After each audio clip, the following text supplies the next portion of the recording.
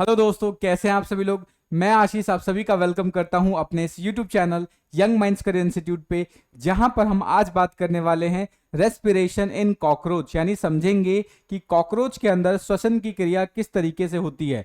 अगर आप चैनल पे नए हैं और अभी तक चैनल को सब्सक्राइब नहीं किया है तो आई अर्ज की चैनल को सब्सक्राइब कर लीजिए, अपने दोस्तों का शेयर कर लीजिए। तो चलिए फिर डायरेक्टली मूव करते हैं अपने मेन टॉपिक के ऊपर। लेकिन उससे पहले अगर आप बीएससी जूलॉजी सेमेस्टर 1 या सेमेस्टर 2 के स्टूडेंट है तो आप सभी लोगों के लिए हमने अपना कंप्लीट ऑनलाइन कोर्स लॉन्च किया है, जिसका प्राइस जस्ट 599 है। तो इसको एक बार जाके आप एप्लीकेशन पे चेकआउट कर सकते हैं, लिंक आपको डिस्क्रिप्शन में मिल जाएगा। कोर्स रिलेटेड अगर आपको कुछ ज्यादा जानकारी की जरूरत है तो आप डायरेक्टली मेरे व्हाट्सएप पे कनेक्ट कर सकते हैं, उसका लिंक भी आपको डिस्क्रिप्शन में मिल जाएगा।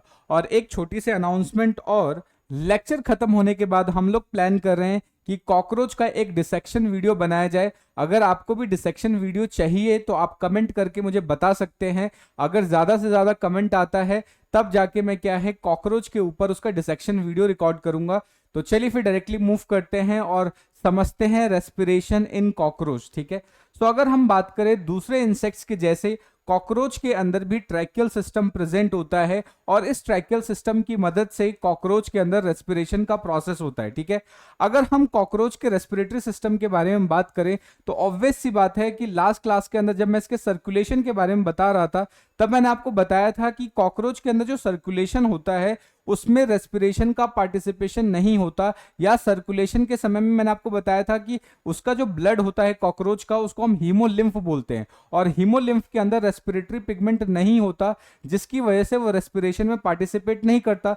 तो अब क्या है, क्योंकि वहां पे सर्कुलेटरी सिस्टम उतना वेल डेवलप्ड नहीं है, तो उस पर्टिकुलर ऑक्सीजन डिमांड को पूरा करने के लिए यहां पर आपका रेस्पिरेटरी सिस्टम प्रेजेंट होता है। और ये रेस्पिरेटरी सिस्टम क्या है, हर एक सेल के, हर एक टिश्यू के रेस्पिरेटरी डिमांड को क्या करता है, कवर करता है या उसको फुलफिल करता है। ठीक है, तो अब समझेंगे कि इसका जो रेस्पिरेटरी सिस्टम है उसके अंदर क्या क्या कौन कौन से स्ट्रक्चर प्रेजेंट होते हैं। तो सबसे पहले इस डायग्राम की मदद से समझ लेंगे और लास्ट में क्या है उसको सबको पीपीटी की मदद से समझ लेंगे। ठीक है, अगर हम इसके रेस्पिरेटरी सिस्टम के बारे में बात करें तो ये क्या है, वेल डेवलप्ड होता है। ठीक है, और ये इसलिए वेल डेवलप्ड होता है ताकि ये जो उनका सर्कुलेटरी सिस्टम पुअरली डेवलप्ड था, उस पुअरली डेवलप्ड सर्कुलेटरी सिस्टम को कंपनसेट करने के लिए यहां पर वेल डेवलप्ड आपको रेस्पिरेटरी सिस्टम देखने को मिल जाता है। ठीक है, अब अगर हम बात करें तो इनके रेस्पिरेटरी सिस्टम के अंदर आपको देखने को मिल जाएगा, ट्रैकिया देखने को मिल सकता है, ट्रैक्यूल्स देखने को मिल सकता है, स्पाइरकल्स देखने को मिल सकता है। ठीक है,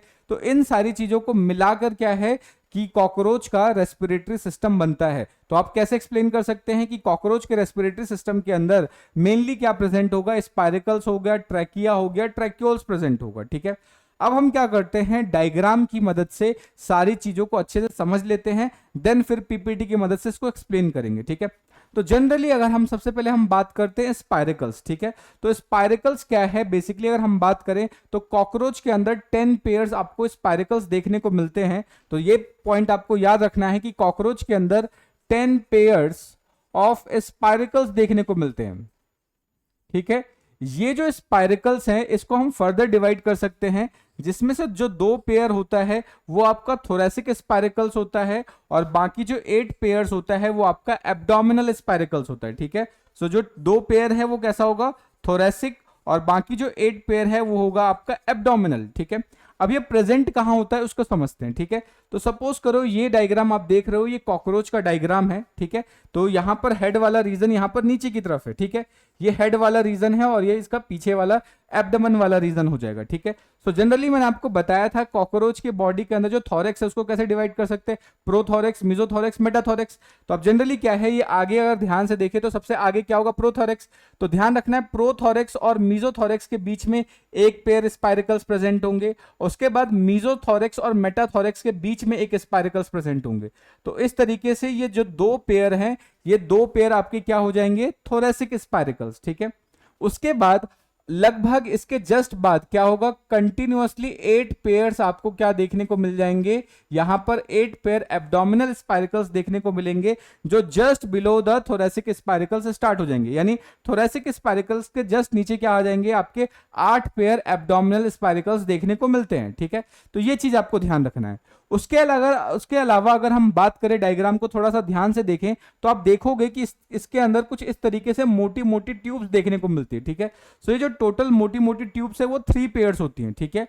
ये जो टोटल मोटी मोटी ट्यूब्स है जिनको आप देख रहे हो, ये ट्यूब हो गया, ये ट्यूब हो गया, ये टोटल कितने होते हैं? 3 पेयर्स होते हैं, ठीक है। इन मोटी ट्यूब्स को बेसिकली हम क्या बोलते हैं? ट्रैकियल ट्रंक्स बोलते हैं। इन मोटी ट्यूब्स को क्या बोलेंगे? ट्रैकियल ट्रंक्स बोलेंगे, ठीक है।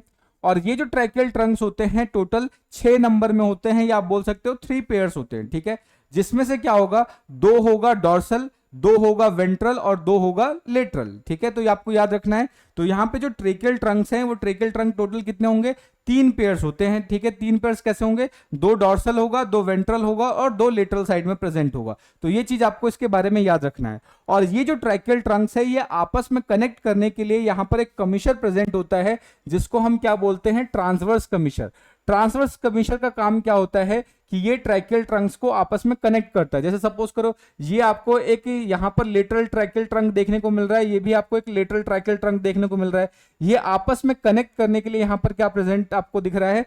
ट्रांसवर्स कमिशर देखने को मिलता है, ठीक है। तो ये ट्रांसवर्स कमिशर है, ट्रांसवर्स कमिशर करेगा क्या कि ये ट्रैकियल ट्रंक्स को किससे कनेक्ट करेगा? 2 ट्रैकियल या जितने भी ट्रैकियल ट्रंक्स है उनको आपस में कनेक्ट करने का काम कौन कर रहा है? यहां पे ट्रांसवर्स कमिशर करता है। तो ये चीज आपको ध्यान रखना है, ठीक है।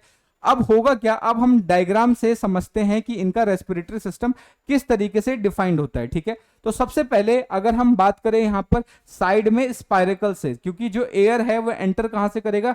स्पाइरेकल से एंटर करेगा। तो इस तरीके से ये वाली जो ओपनिंग होती है उसको हम बोलते हैं स्पाइरेकल्स, ठीक है। अब ये जो स्पाइरेकल्स है, स्पाइरेकल्स के अंदर जैसे ही एयर एंटर करता है तो उसको कंट्रोल करने के लिए यहां पर हेयर लाइक कुछ प्रोजेक्शंस होते हैं जिनको ब्रिसल्स बोलते हैं, ठीक है। अब ये जो ब्रिसल्स है इनका काम होता है कि एयर के अंदर जो डस्ट है या कुछ बेसिकली टफ पार्टिकल्स है उसको कंट्रोल करने का काम किसका होगा? इस हेयर लाइक स्ट्रक्चर्स का काम होता है, जिसको हम ब्रिसल्स बोलते हैं, ठीक है। ये ब्रिसल्स प्रेजेंट होगा। ब्रिसल्स के बाद एक आपको एक खाली स्पेस देखने को मिलता है जिसको हम एट्रियम बोलते हैं, और एट्रियम के जस्ट बाद यहां पर एक वेल्व प्रेजेंट होता है, और वेल्व का काम क्या होगा? यहां पर एक प्रेजेंट होता है वेल्व। अभी हम इन सभी को आगे डायग्राम की मदद से भी समझेंगे, जस्ट अभी आप समझिए यहां पे। तो सबसे पहले क्या होगा? स्पाइरेकल्स की ओपनिंग होगी, ओपनिंग के जस्ट बाद यहां पर आपको ब्रिसल्स देखने को मिलेगा, फिर खाली चैम्बर देखने को मिलेगा जिसको हम एट्रियम बोलते हैं। एट्रियम के बाद वेल्व प्रेजेंट होता है। वेल्व का काम होता है कि इंस्पिरेशन और एक्सपिरेशन के समय में इस स्पाइरेकल्स को ओपन या क्लोज करने का काम किसका होता है? वेल्व का होगा। तो ये चीज आपको इसके बारे में याद रखनी है, ठीक है। सो ये वेल्व प्रेजेंट होगा। वेल्व के बाद क्या होता है? जैसे ही वेल्व आ जाएगा उसके बाद आपको ये इस तरीके से मोटे मोटे ट्यूब्स देखने को मिलेंगे जिसको हमने ट्रैकियल ट्रंक बोला। तो उसके जस्ट बाद क्या आ जाता है? आपका ट्रैकियल ट्रंक आ जाता है, ठीक है। अब ट्रैकियल ट्रंक से क्या होता है? अब ये छोटे से और पतले ट्यूब्स में कन्वर्ट हो जाता है जिनको हम ट्रैकिया बोलते हैं, ठीक है। अभी जो ट्रैकिया वाला स्ट्रक्चर आप देख रहे हो, बेसिकली ये जो ट्रैकिया है ये आउटर इंटेग्यूमेंट के इन्वेजिनेशन से बनता है। ये आपको याद रखना है कि जो ट्रैकिया है वो आउटर इंटेग्यूमेंट के इन्वेजिनेशन से बनता है। जो भी आउटर इंटेग्यूमेंट है यानी जो स्किन वाली सेल है उसके इन्वेजिनेशन से ट्रैकिया बनता है। अब क्योंकि इंटेग्यूमेंट के इन्वेजिनेशन से बन रहा है, इसलिए इसका जो सबसे आउटर वाला जो सेल होगा, जो सबसे आउटर में इसका जो सेल होता है वो आपका एपिथीलियम का बना हुआ होता है। वो किसका बना हुआ होता है? एपिथीलियम का बना हुआ होता है। और उसके जस्ट नीचे क्या होता है कि आप बोल सकते हैं क्यूटिकुलर स्पाइरिकल जैसी लाइनिंग प्रेजेंट होगी इस तरीके से, जिसको हम टीनिडिया बोलते हैं। जिसको क्या बोलेंगे? टीनिडिया बोलेंगे, ठीक है। अब ये जो बेसिकली स्पाइरल लाइनिंग्स होती है ये क्या करती है? ट्रैकिया को कोलैप्स होने से बचाती है, ठीक है। ये चीज आपको ध्यान रखना है। अभी इसको थोड़ा और भी हम डिटेल करेंगे, फिलहाल आपको ये बस नाम याद रखने हैं। तो यहां पे ट्रैकिया हो गया। ट्रैकिया अब आगे जाके क्या है? कुछ फाइन टिब्यूल्स के फॉर्म में कन्वर्ट हो जाएंगे, और इन टिब्यूल्स के अंदर इस तरीके से टीनिडिया नहीं प्रेजेंट होते। इन फाइन टिब्यूल्स को क्या बोलते हैं? ट्रैक्यूल्स बोलते हैं, ठीक है।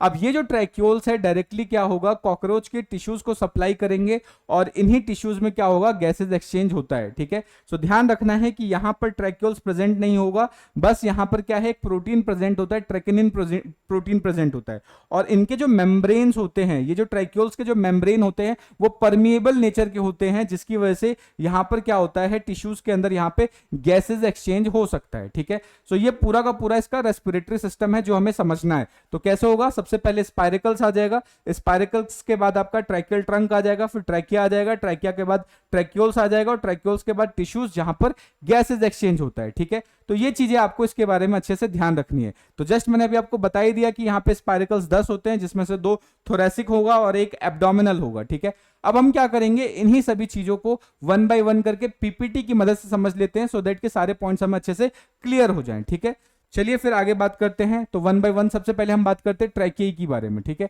सो ट्रैकिया बेसिकली कैसा होता है, ट्रैकिया बेसिकली हीमोसील कैविटी के अंदर, हीमोसील बेसिकली क्या है, कॉकरोच के अंदर पाए जाने वाले कैविटी को हम हीमोसील बोलते हैं। ठीक है, तो हीमोसील कैविटी के अंदर आप देखोगे कि वहां पर बहुत सारा एक network of elastic closed branching air tubes देखने को मिलते हैं, जिसको हम ट्रैकिया बोलते हैं। तो इस तरीके से इनके कैविटी में इस तरीके से बहुत सारे इलास्टिक ट्यूब्स देखने को मिलते हैं और इन ट्यूब्स को क्या बोला जाता है, ट्रैकिया बोला जाता है। ठीक है, तो ये बात आपको याद रखना है।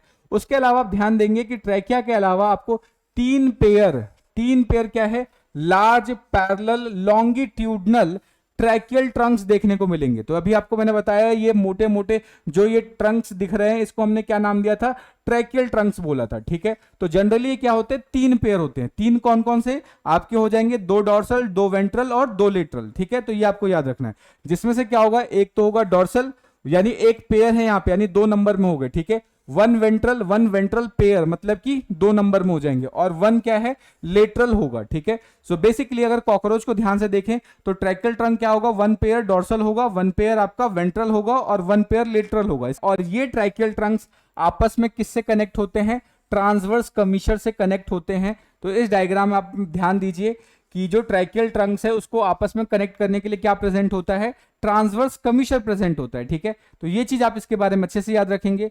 उसके अलावा अगर हम सिर्फ ट्रैकिया की बात करें, क्योंकि ट्रैकियल ट्रंक के बाद क्या आता है, आपका ट्रैकिया आता है। तो ये जो ट्रैकिया है बेसिकली क्या है कि जो आपका आउटर इंटेग्यूमेंट है उसका इन्वेजिनेशन होता है। ठीक है, यानी आउटर इंटेग्यूमेंट अंदर की तरफ जब इन्वेजिनेट होगा तब जाके क्या बनाता है, ट्रैकिया का फॉर्मेशन करता है। ठीक है, तो ये चीज आपको याद रखना है। इसलिए जो आपका ट्रैकिया है उसका जो आउटर वॉल होता है वो एपिथेलियम का बना होता है और उसके अंदर आपको काइटिनियस क्यूटिकल की स्पाइरल लाइनिंग देखने को मिलेगी, यानी अंदर से कुछ इस तरीके से स्पाइरल शेप में आपको काइटिनियस क्यूटिकल की लाइनिंग देखने को मिल जाएगी, जिसका डायग्राम आपको यहां पर देखने को मिल जाएगा। तो ये क्या है, आपका ट्रैकिया है।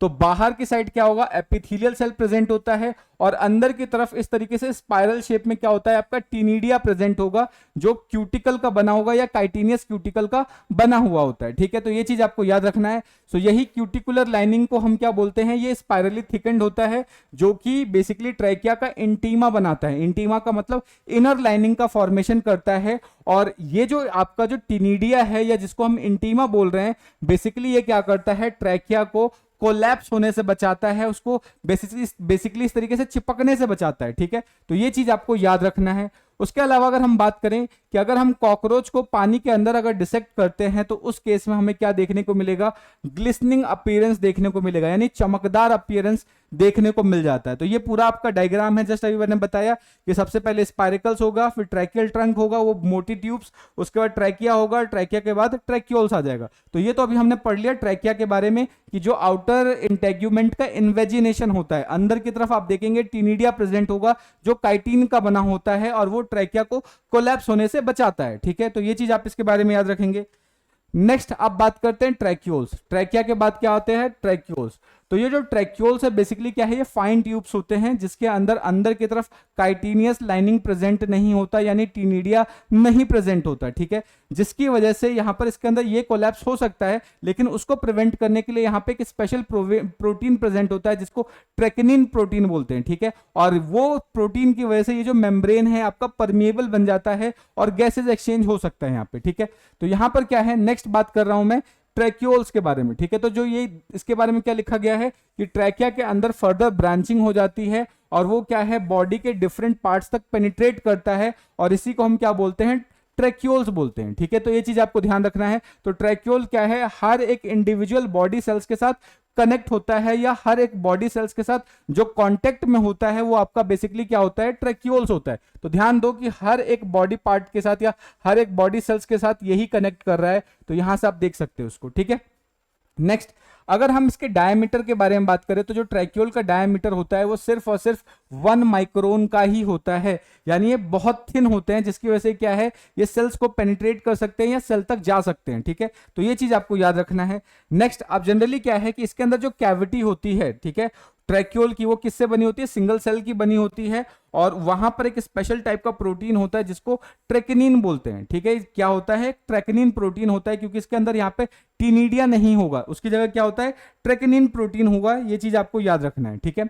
नेक्स्ट, अब अगर हम बात करें तो ये जो आपका ट्रैक्यूल्स है वो वाटर के लिए परमिएबल होता है, ये चीज आपको याद रखना है, ठीक है। और इसी के थ्रू क्या होता है कि गैस का डिसॉल्व होता है या गैस यहीं से एक्सचेंज होता है, ठीक है। इनिशियली ऐसा माना जाता है कि जब कोई इंसेक्ट हैवी एक्टिविटी नहीं कर रहा होता तो इस ट्रैक्यूल के अंदर फ्लूइड फिल्ड होता है और फ्लूइड फिल्ड होने की वजह से क्या है कि यहाँ पे जो ऑक्सीजन गैस है वो धीरे धीरे एक्सचेंज होता है, ठीक है। लेकिन जब वो हैवी एक्टिविटी करता है तो यहाँ पे जो लिक्विड फिल्ड था वो बाहर निकल जाता है, सो दैट कि जो गैसेज एक्सचेंज है वो थोड़ा सा फास्ट हो जाए, ठीक है। तो ये चीज आपको याद रखना है। तो ये चीज इसके बारे में बोल रखा है कि जो ट्रैकियल सिस्टम है वो इलेबोरेट बेसिकली हेल्प करता है बॉडी के अंदर ऑक्सीजन एक्सचेंज करने में, ठीक है। तो ये बात आपको इसके बारे में याद रखना है, ठीक है। तो नेक्स्ट आप बात करते हैं स्पाइरेकल्स की, ठीक है। तो स्पाइरेकल्स का जस्ट अभी मैंने आपको डायग्राम दिखाया, बताया ही था कि सबसे आगे ओपनिंग प्रेजेंट होगी, उसके बाद यहाँ पर क्या है, ब्रिसल्स प्रेजेंट होता है जिसको हम फिल्टर apparatus भी बोलते हैं, ये फिल्टर का काम करता है। उसके अलावा खाली एक चैम्बर प्रेजेंट होगा जिसको एट्रियम बोलते हैं। उसके बाद वेल प्रेजेंट होता है जो एयर को अंदर अलाउ या डिसअलाउ करता है, ठीक है। तो यही चीज मैंने यहाँ पे लिखा है कि जो मेन ट्रैकियल ट्रंक है वो कहाँ ओपन होता है, वो बॉडी के बाहर ओपन होता है through the 10 pairs of segmentally arranged aperture termed as spiracle या स्टिग्माटा भी बोलते हैं, ठीक है। तो स्पाइरिकल को हम स्टिग्माटा ही बोल सकते हैं। तो ये चीज आपको इसके बारे में याद रखना है, जिसमें से अगर आप ध्यान से देखेंगे जो 2 पेयर होते हैं वो आपके थोरेसिक स्पाइरिकल्स होते हैं और वो कहाँ प्रेजेंट होगा, पहला तो जो स्पाइरिकल होगा थोरेसिक वो होगा प्रो और मीजोथोरेक्स के बीच में, और जो दूसरा होगा वो मीजो और मेटाथोरेक्स के बीच में होगा, ठीक है। उसके बाद बाकी जो 8 पेयर्स होते हैं वो आपके एब्डोमिनल स्पाइरिकल प्रेजेंट होंगे और वो फर्स्ट 8 एब्डोमिनल सेगमेंट में प्रेजेंट होंगे, ये चीज आपको याद रखना है, ठीक है। और ये कहाँ प्रेजेंट होते हैं, टर्गा और स्टर्ना के लेटरल साइड में प्रेजेंट होते हैं। तो ये भी चीज आपको इसके बारे में याद रखनी है, ठीक है। टर्गा और स्टर्नल का मतलब कि साइड में प्रेजेंट होंगे, जो प्लूरॉन वाला पार्ट बताया था वहां पे प्रेजेंट होते हैं, ठीक है। नेक्स्ट, अब यहाँ पे क्या है कि जो स्पाइरिकल है उसको गार्ड करने के लिए ब्रिसल्स प्रेजेंट होता है या हेयर लाइक स्ट्रक्चर प्रेजेंट होता है जो डर्ट को बाहर रखता है, गंदगी को बाहर रखता है, ठीक है। ये चीज आपको याद रखना है। अब स्पाइरिकल के चारों तरफ क्या है, एक एनुलर स्क्लेराइड प्रेजेंट होता है जिसको हम पेरिट्रीम बोलते हैं, यानी इसके चारों तरफ क्या होगा, इस तरीके से पेरिट्रीम प्रेजेंट होता है। यहाँ पर आप देख पा रहे हो ये पेरिट्रीम स्ट्रक्चर्स प्रेजेंट होता है इसके चारों तरफ, ठीक है। तो ये याद रखना है। अब सबसे इंपॉर्टेंट चीज जो आपको याद रखना है कि जो फर्स्ट और थर्ड स्पाइरिकल है वो हमेशा ओपन रहते हैं, उसके अलावा जितने भी स्पाइरिकल्स हैं बाकी जो 8 बचते हैं वो क्या होंगे, जब इंस्पिरेशन कर रहे हैं तब ओपन होते हैं और बाकी के टाइम क्लोज रहते हैं। तो ये पॉइंट आपको याद रखना है कि फर्स्ट और third spiracle are always open, उसके अलावा जो 8 स्पाइरिकल्स है वो तब ओपन होंगे जब इंस्पिरेशन होगा, बाकी टाइम वो क्लोज होते हैं, ठीक है। तो ये चीज आप इसके बारे में अच्छे से याद रखेंगे। सो जनरली क्या है, it is a closing device in the form of simple valve and which prevents the undue loss of water to be closed open regulate the flow of air. मतलब ये जो पेरिट्रीम है, पेरिट्रीम का काम क्या होता है, उसको क्लोज करके रखना सो दैट कि वाटर लॉस ना हो जाए, ठीक है। तो ये चीज आपको याद रखना है। नेक्स्ट, अगर हम बात करें कि जो स्पाइरिकल है वो इंटरनली कहां से कनेक्ट होता है, आपका ट्रैकियल ट्रंक से कनेक्ट होगा, उसके बाद वो डायरेक्टली ट्रैकिया से कनेक्ट हो जाता है, ठीक है। तो ये चीज आपको याद रखना है। नेक्स्ट अब बात करते हैं मैकेनिज्म ऑफ ब्रीदिंग, कि जो कॉकरोच है, कॉकरोच के अंदर जो ब्रीदिंग मैकेनिज्म है या वो ब्रीथ किस तरीके से कर पाता है उसको समझने की कोशिश करते हैं, ठीक है। तो सपोज करो ये एक कॉकरोच का डायग्राम है, ये कॉकरोच का डायग्राम है मान लेते हैं, और यहां पर इस तरीके से स्पाइरिकल्स प्रेजेंट होते हैं, ठीक है। इस तरीके से बॉडी के साइड में इस तरीके से स्पाइरिकल्स प्रेजेंट होते हैं, ठीक है। डायग्राम पे जज नहीं करेंगे, जस्ट एक रफ डायग्राम है ये, ठीक है।